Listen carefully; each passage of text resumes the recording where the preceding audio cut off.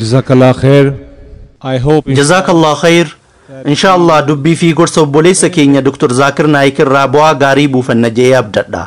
Yeroo nu jala deemaa waan jiruu fi qajeela gara gaafii fi deebisatti isin ceesisa.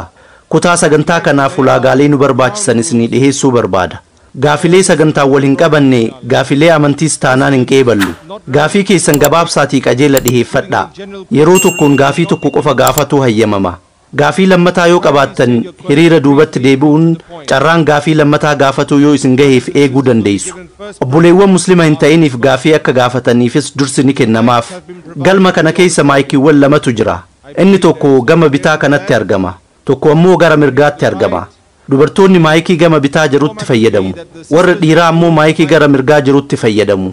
Maayikii lameenuu irraa gaafii takka takka fuudhaa dabareen deemna. Gaafileen waraqaan barreeffamanii gara waltajjii dhufaniif carraan lammataa ni kennamaaf. Yoo Dr. Zakir Naik gaafilee sagaleen gaafataman deebisee xumuree fi yoo yeroon argame qofa carraan kennama. Kanaafuu gaafii keessan dhiheeffatuun dura maqaa keessanii fi dalagaa keessan ibsaa. Obboleewwan gaafii gaafatuu barbaaddan hiriira keessan akka qabattan kabajaan isin gaafatuu barbaada. Namoonni muslima hin ta'in kan gaafatuu barbaaddan yoo jiraattan gara fuulduraa koottaa. Maayikiin banaadha. Warra muslima hin ta'iniif carraa duraa kennina. Sisters to ask who wish to ask questions to form an orderly queue, and we will commence in just a few moments, inshallah. Are there any non-Muslims in our audience who would like to ask questions? Please come forward. The mic is free and we will give the non-Muslims preference, inshallah. Good evening and assalamu alaikum to everyone. Akkam bultaan akkasumas assalamu alaikum wa rahmatullahi wa barakatuh. Anin Councillor Naveen Shah jedhama. Hoggana Hero Counciliti. Maqaa Hero Councilitiin akkasumas maqaa hawaasa aadaa garaagaraa fi amantaa garaagaraa qabu ka Herootiin obboleessa keenya Dr. Zakir Naikiin baga nagaan dhuftee jechuu ni barbaada. Baga nagaan dhufti.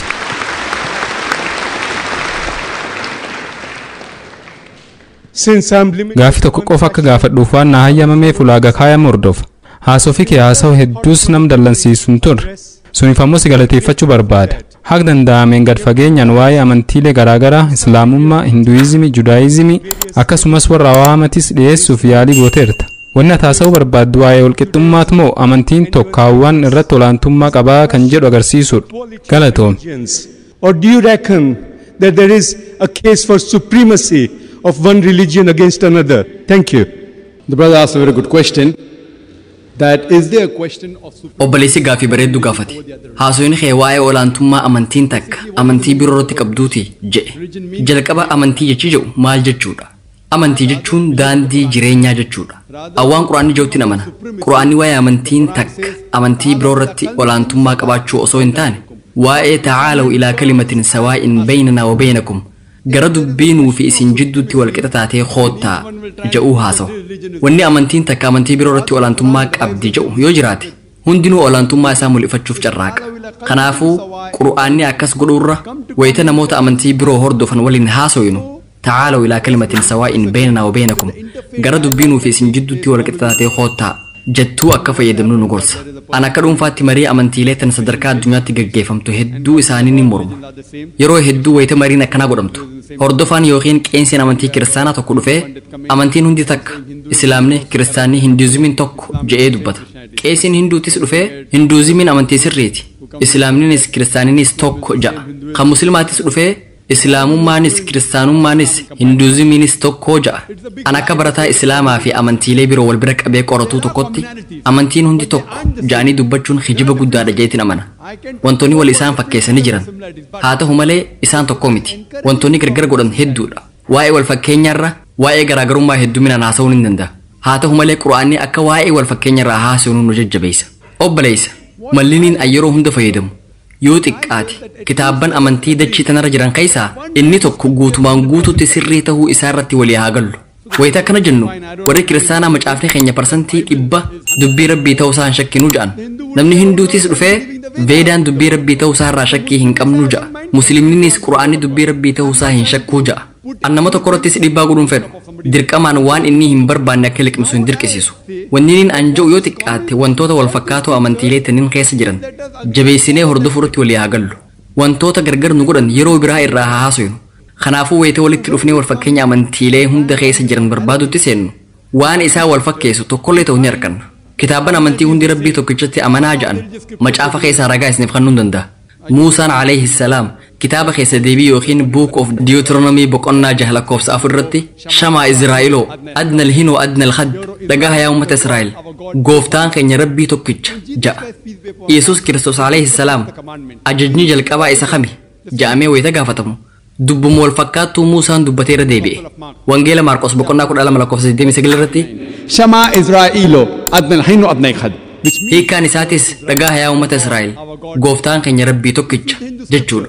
Kitaaban amantii hinduu wayita dubbistan Chandogyaa Upanishad boqonnaa 6 kutaa 2 lakkoofsa 1 irratti Ikkam eviditiyam. jechi kun jecha Sanskrit yoo ta'u hiikkaan isaatis rabbiin tokkicha lammaffaa hin qabu jechuudha.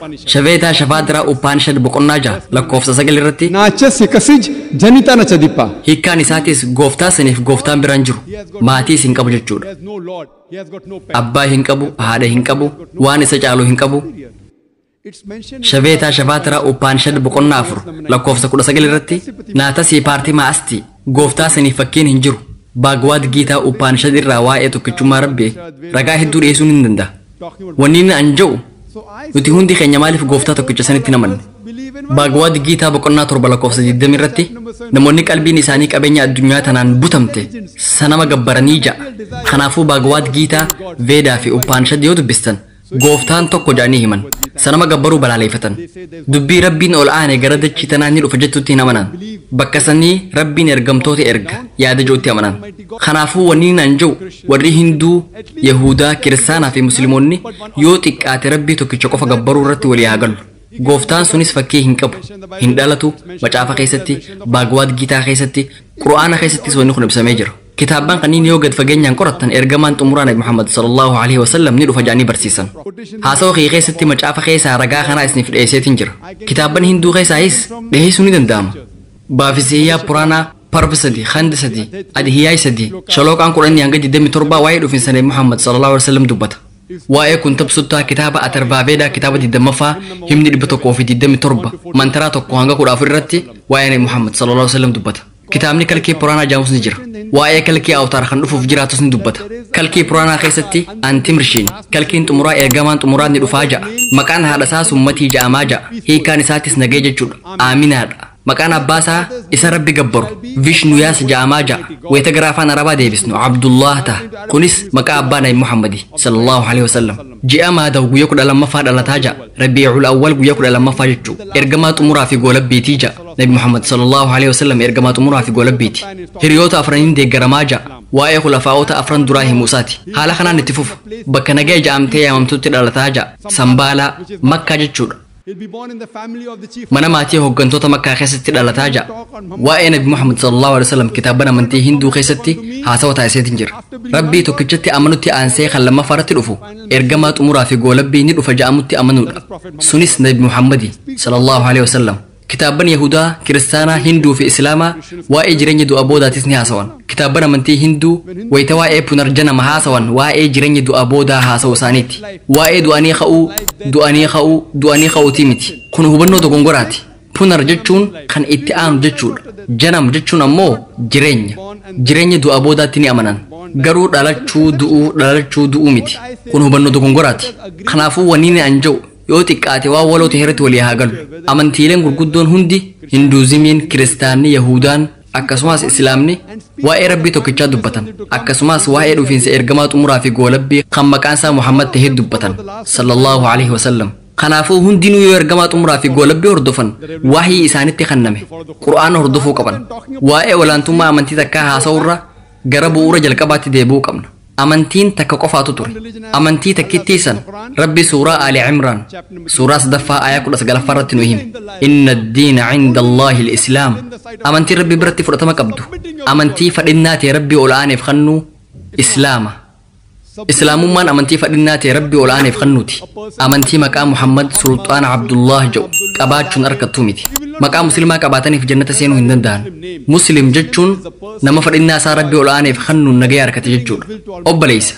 Kitaabban Qur'aana dura dhufan hundi turtii yeroo dheertuu keessatti jijjiiramanii jiran. Qur'aanni kitaaba xumuraa fi goolabbii akka duraan jirutti qulqulluu tahee eeggame. Akka hayyoonni amantii Hinduu fi Kiristaanaa jedhanitti kitaabban isaanii jijjiiramanii jiran. jijjiiramanis dhugaan xiqqoon isaan keessatti hafte ni jirti sunis waa'ee dhufiinsa nabiyyi xumuraa fi goolabbii nabi Muhammad sallallahu alaihi wasallam akkasuma waa'ee tokkichummaa rabbiiti kanaafuu yoo gara kitaabban keessanii deebitanii wantoota wal fakkaatoo ta'an hordoftan dhimmi inni tokko isa kan biroo irratti olaantummaa qabaata jedhu hin jiraatu wantoota isaa wal fakkeessu yoo hordofne gara amantii tokkoo dhufna sunis fadhinnaa ta'e rabbii ol aaneef kennuudha deebisaasiif kana jeetiin abdadha That is submitting our will to Almighty God. Hope that answers the question.